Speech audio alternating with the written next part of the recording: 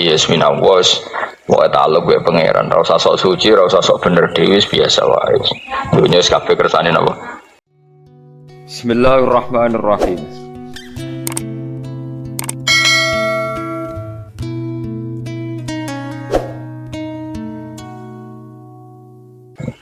Ya sudah seperti ini. Yang soleh kayak Salabah malah akhirnya suul khotimah. Padahal dulu disebut hamamatul masjid, tukang itikaf. Gak tahu mulai ke masjid, tapi akhirnya suul khotimah. Wahsi sing mata ini kekasih Nabi, rupanya mata ini Hamzah ditakdir husnul khotimah. Makanya itu ya muqallibal qulub tsabbit qalbi ala dini. Kita tidak pernah tahu.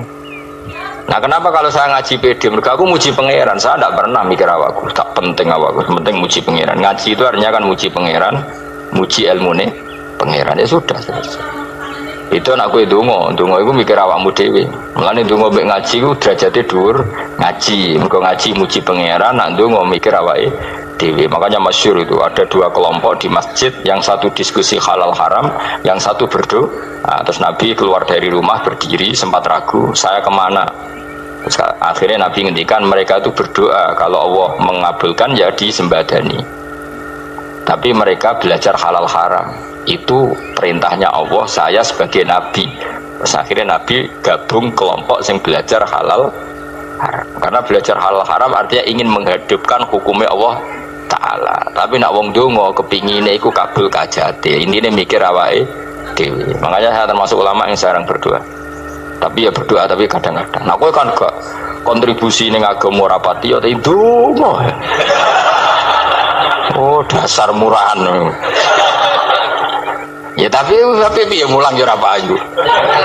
Jadi kadang-kadang kula dibantah. Lah jenengan mulangi payu Gus. Lah kula ora payu, donga-donga ngono.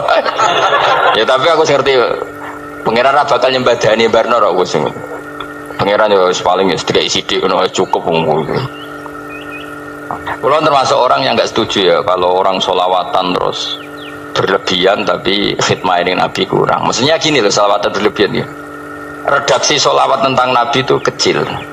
Bukan sholawat jumlahnya enggak, redaksi tentang Nabi itu kecil, sementara tentang keinginannya itu saya tidak suka. Saya suka sholawatan itu ya yang nyifati Nabi banyak, kemudian keinginannya kecil, itu bagus. Kayak Ihya itu, kayak Ihya Abdul Hasan Asadili itu, kalau dongo itu jaluknya mau swidik paling baris paling terakhir. Misalnya gini, nahmaduka ya man huwa waladi la ilaha illa anta rahmanur rahim, itu langsung in sampai nyifati Allah itu 99. Buar ngono nganti berkuras-kuras. Lagi terakhir mau jaluk donga sithik. Nah kowe kan enggak muni muji Allah mau basa-basi tok. Alhamdulillah rabbil alamin wassalatu wassalamu ala Muhammadin. Mau nggo syarat tok. Baru ke Allahumma inna nas'aluka nganti telung lari. Telung halaman. Tapi pas muji pangeran alhamdulillah rabbil alamin wassalatu wassalamu ala Muhammadin. Bariku terus donga njaluk mapan tolak buala yo tau aja mana jare pangeran muji kekasihku suwidik dongane kecangkeman. Lah saya tuh gak suka jenis itu, harusnya sholawatnya itu yang panjang, maksudnya nyifati Nabi yang panjang baru mintanya sedikit, itu bagus itu di akhlak. Makanya saya diantara sholawat yang seneng tuh sholawatnya Habib Ali Al-Habsyi yang arang Simtutura itu, kalau beliau baca sholawat itu sholatan yattasilu biha ruhul musolli alaihi bi fayam basitu fi qalbi sirru nuri ta'alluqi bi wa hubbi wa yuktabu biha bi inayatillahi ta'ala fi hisbi. Jadi dia baca sholawat itu, ya Allah berikan sholawat kepada kekasihmu Muhammad, dengan sholawat ini rohnya saya, musolli itu rohnya saya yang membaca sholawat bisa sambung dengan rohnya Rasulullah, dan setelah sambung saya terhitung sebagai orang yang mencintai Rasulullah, dan saya berharap dari cinta itu saya tertulis sebagai umatnya. Nah aku kan enggak mau sholawat itu mau saya termasuk orang yang enggak saya loh ya, tapi ya tetap baik dibanding nganggo primbon ya satu sholawatan ya. Tapi boleh punya etika lah dengan Rasulullah itu, boleh kalau dongo nyifati Nabi yang banyak ya baru keinginan. Kan banyak tuh sholawat yang seperti yang saya misalnya di kitabnya Sayyid Muhammad ada Allahumma sholli ala sayyidina Muhammad nuri kalam alladzi wah nyifati Nabi itu sampai panjang lebar baru menceritakan hajatnya. Kalau kamu kan enggak nyifati Nabi basa-basi mau sidik kan. Malah kadang orang sholli ala Muhammad kok ala Muhammad muni sayyidina aja disoal. Baru kutungannya apa? Panjang. Saya termasuk yang enggak setuju karena itu menurut saya kurang etika. Makanya Rasulullah itu kalau berdoa, kalau sudah nyifati Allah, coba tak beri satu contoh saja doanya Nabi. Alhamdulillahi hamdan yuwafi ni'amahu wa yukafi'u mazida ya rabbana lakal hamdu kama yanbaghi li jalali wajhika 'azimi sultanik la nuqsi sana'an 'alaika anta kama asnaita 'ala nafsik. Itu sudah berapa itu nyifatin? Itu belum doanya tuh. Nah kamu kan enggak Allahumma alhamdulillahirabbil alamin Allahumma ya Allah di hajati wes gremeng titik seramutu tenan. Jangan gak bakat wali. Nah cara kula iku sisen ngono. Kula yo sering ngamini dongane wong ngono tapi ning atiku amin itu maksudnya amin barno mawon Gusti. Nanti aku amin tapi amin ku barno mawon Gusti. Wong ora jelas ngono betul. Jadi aku muni amin tapi amin barno maksudnya ya Allah barno amin maksudnya. Jadi karena tadi setahu saya doanya para nabi, para wali itu memang seperti itu. Ya coba itulah doa tadi aja yang saya sebut itu berapa kalimatnya? Apa? Alhamdulillah hamdan yuwafi ni'amahu wa yukafi'u mazida ya rabbana lakal hamdu kama yanbaghi li jalali wajhika 'azimi sultanik la nuqsi sana'an 'alaika anta kama asnaita 'ala. Enggak terhitung pujian saya kepada engkau sebanyak engkau memuji pada diri engkau sendiri. Allahumma inni a'udzu biridhoka min sakhatika fi mu'afatika min uqubatika wa bika minkal. Allahumma sholli bi haqqi jabarutika wa bi khawfika. Kan panjang sekali doanya wali-wali itu, tapi semuanya mensifati Allah. Bahkan banyak yang kemudian lupa enggak doa. Coba haji, doa haji itu coba.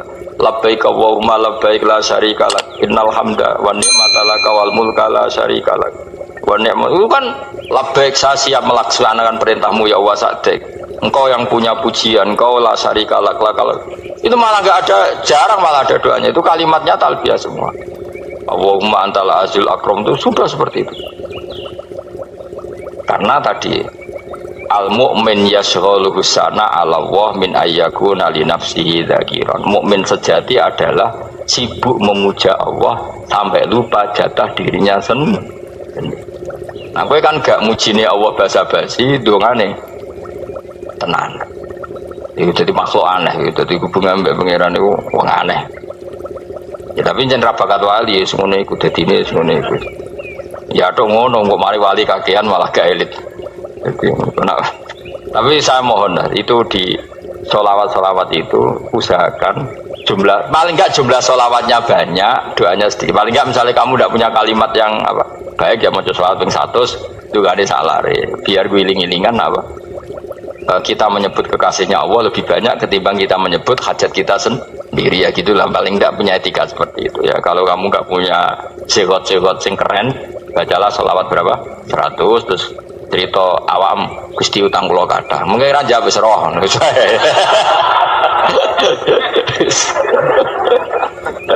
Tapi kan kita menyebut kekasihnya sampai 100, nyebut utang bisa. No cowok nyebut kekasih bisa, nyebut utangnya 100. Berarti yang sampean ditakoki pangeran, kowe nyebut kekasih ku piro pisan, nyebut utang 100 dasar rayu utang ngono-ngono kan. Ya ada, saya termasuk orang yang nggak setuju tadi. Jadi kalau apa redaksi sholawat cari yang mujinya Nabi lebih apa? Lebih banyak. Karena itu nanti lebih diridhoi Allah Taala. Coba Allah sendiri kalau nyebut nabinya itu hitung saja. Laqad ja'akum rasulun min anfusikum. Jadi rasulun min anfusikum, seorang rasul yang sejenis dengan kamu. Terus azizun, orangnya sangat terhormat. Alaihi ma'anitum, rasul ini siap menanggung apa yang kalian tidak mampu. Kowe ra bakal mlebu swarga barokah syafaate Nabi akhir mlebu swarga. Kowe ra kelar korban, Nabi tahu mengorbankan kita semua. Dokha Rasulullah bikabse ini terus ada an ahli wa ada aman lam yudokhi min mati jenenge alihima anitum. Nabi menanggung apa yang kalian berat. Azizun, Nabi itu ali terus harisun alaikum, Nabi sangat berkomitmen menyelamatkan kalian. Haris itu keinginan yang berlebihan itu jenenge apa? Haris kiai kuno namanya ini ngungseng, keinginan yang over. Nabi itu sangat berkeinginan kita ini maslahat. Terus bil mukminina raufur, Allah yang super saja kalau nyebut nabinya nyifati sebanyak itu. Ada ayat lagi misalnya Rabbana wab'ats fihim rasulam minhum yatlu alaihim ayatika. Muhammad itu siapa? Seorang rasul yang membacakan ayat-ayat Allah.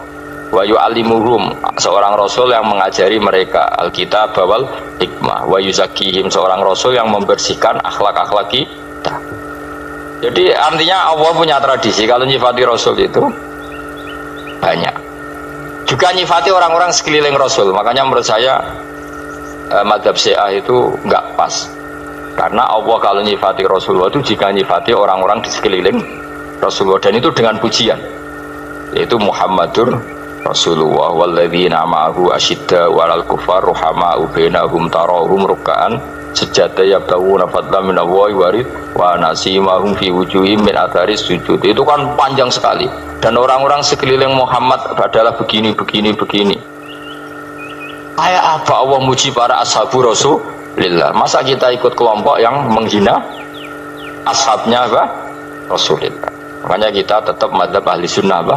Wal jamaah, yaitu mencintai semua sahabat, karena Allah saja yang Tuhan mensifatinya dengan sehormat itu.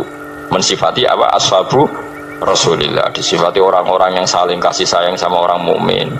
Tarahum ruk'an, sujud dan komitmen hidupnya untuk rukuk dan sujud. Simahum fi wujuhim min asari sujud. Udah asari sujud tidak usah diterjemah, nanti sensitif. Cuma setahu saya asar sujud itu nanti setelah di akhirat orang sering sujud itu jabahnya itu ada nurnya. Tapi kalau ada yang nafsirkan asari sujud itu warna tertentu ya semboy, itu sensitif. Yang jelas asari sujud itu ya sudah seperti itu. Seneng kamu kok hasut. Kowe nyen provokator, nah ono apa ya? Ada hal yang begitu terus mau berlebihan. Teke ya khisimun. Nah, kalau ada kepentingan pokoknya ayat si mahum fi wujuhim min atharis sujud, bahwa dalam jabahnya itu ada asaris sujud. Itu masyhur kan, saya terangkan ya, tapi ojo sensitif loh, biasa wae.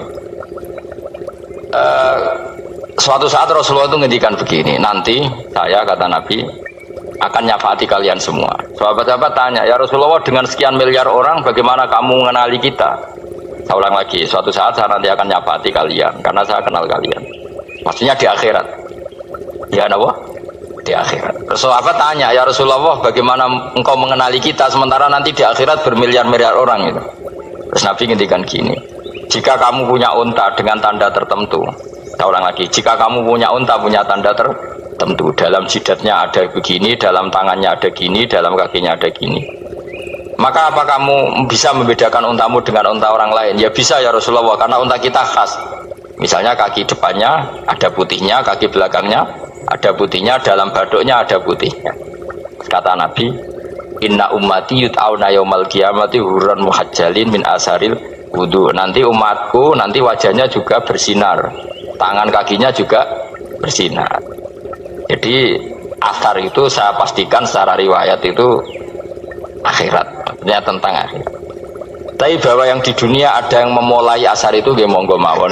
Loh itu bagus kan, artinya ekspresi percepatan. Tidak apa-apa loh, daripada kok gue jelas ini gitu. Maksudnya ya orang ngetok ya panjang jarang sujud tenan. Wes ora usah sensitif, tapi yang jelas ya nanti. Ya soben kiamat ruang samu. Nanti hisab itu nanti kalau hitung hanya sekitar 3 jam.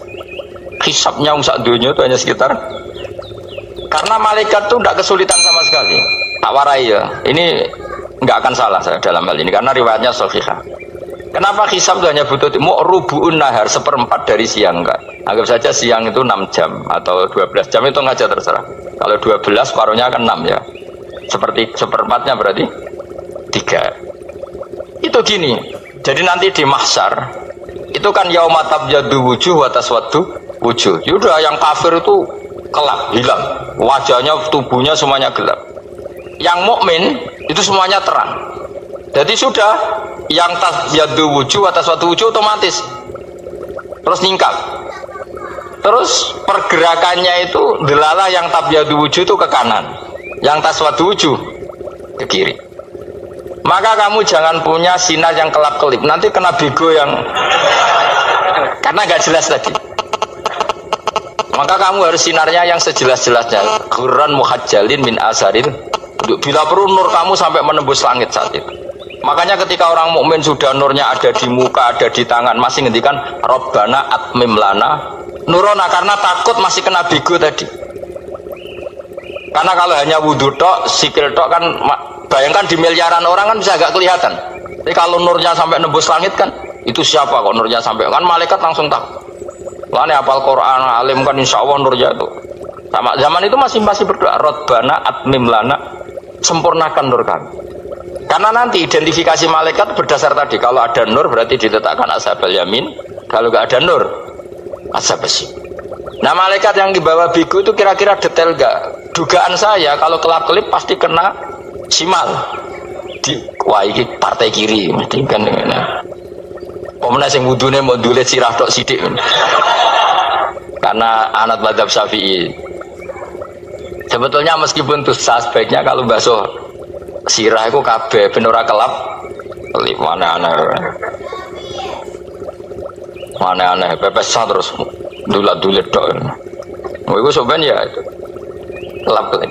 Ya sudah ya. Setelah itu kata ngendikane pangeran yu'raful mujrimuna bisimahum fayukhadu bin nawasi wal aqdam. Orang-orang pendosa kelihatan maka diletakkan di kiri. Nah sama yang orang-orang baik simahum fi wujuhim min asaris. Jadi ayat itu jelas tentang akhirat. Tapi kira usah terus provokasi. Seneng kamu kok ya khisimun, maksudnya provokator gitu. Jadi nanti yang mukmin jelas nurnya. Lah nur ini nanti dengan kadar iman kamu, perilaku kamu. Ada yang kelap-kelip, ada yang. Nah yang kelap-kelip ini orang kena bigo itu tadi.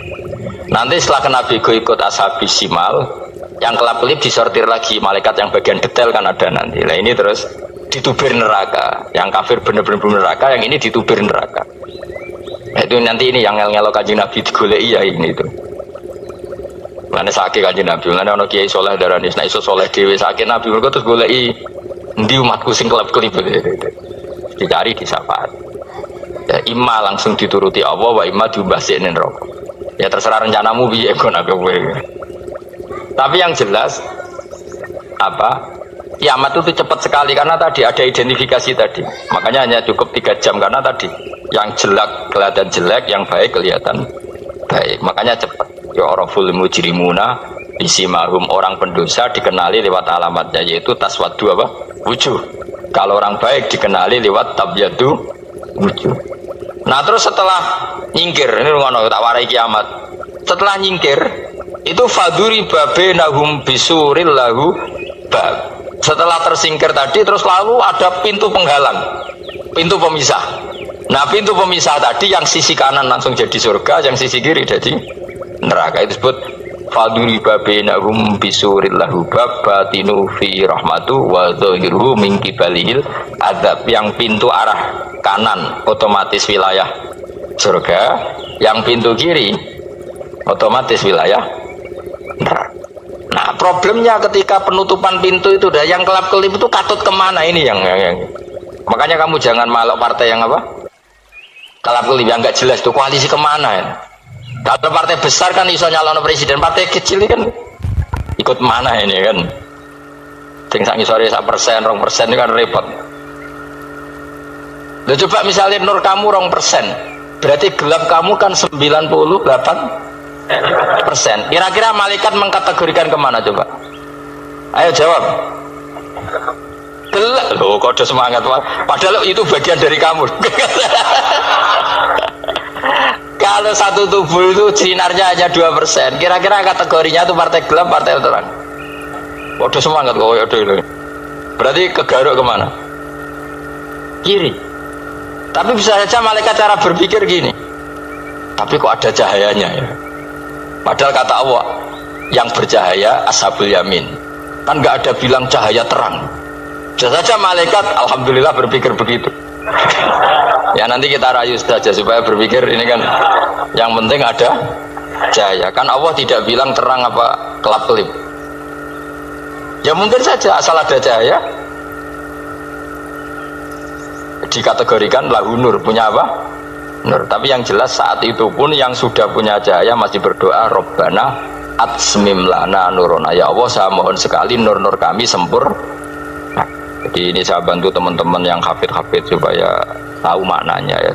dan yang nggak hafid ya dengar ya. Kalau nur itu penting, makanya Nabi itu kayak apa? Nabi itu orang super itu kalau ngendikan qawamat al min fauqi nuran wa min tahti nuran wa an yamini nuran wa an simali nuran, sampai terakhir Nabi masih mendoa untuk dirinya waj'al li nuran, dan semua tubuh saya jadi nur. Jadi Nabi sudah gitu, ya Allah jadikan sisi depanku nur, belakang kami nur, kanan nur, kiri nur, terakhir itu apa? Waj'alni nuron, dan doa semoga semua tubuh saya jadi nur. Itu termasuk doa yang sering saya baca, karena saya takut kelap-kelip tadi. Ini bahaya ini kalau malaikat, saya tidak tahu cara berpikir malaikat tadi, apa ngitung 98% maka dikategorikan apa? Gelap, apa dihitung nurnya saja? Wong instruksinya Allah kan yang ada nur ashabul yamin, meskipun kelap-kelip kan punya nur. Saya tidak tahu nanti ikut 2% ikut mana kalau di partai koalisi itu? Ikut yang menang biasanya, ikut yang apa? Ya paham ya, makanya saya mohon kalau wudhu itu usahakan sempurna, terutama wudhu sholat. Kalau nggak wudhu sholat itu sebaiknya nggak sempurna, supaya ada bedanya wudhu sholat sama wudhu tidak sholat. Rasulullah itu masyhur gitu ya, Rasulullah itu kadang tawaddu'a wudhu'an khafifan, wudhu yang sederhana, yaitu hanya sekali-sekali dan tidak sempurna. Ketika ditanya as-sholat ya Rasulullah, tidak. Misalnya saya habis makan mau tidur biasanya ya wudhu, tapi tentu tidak perlu sesempurna kayak wudhu sholat, biar ada bedanya. Rasulullah juga gitu, beberapa kali beliau wudhu tapi tidak sesempurna wudhunya untuk sholat. Masyhur itu di riwayat tawaddu'a wudhu'an khafifan duna wudhu'ihi lis sholat. Tapi kalau wudhu untuk sholat asbaghal wudhu, menyempurnakan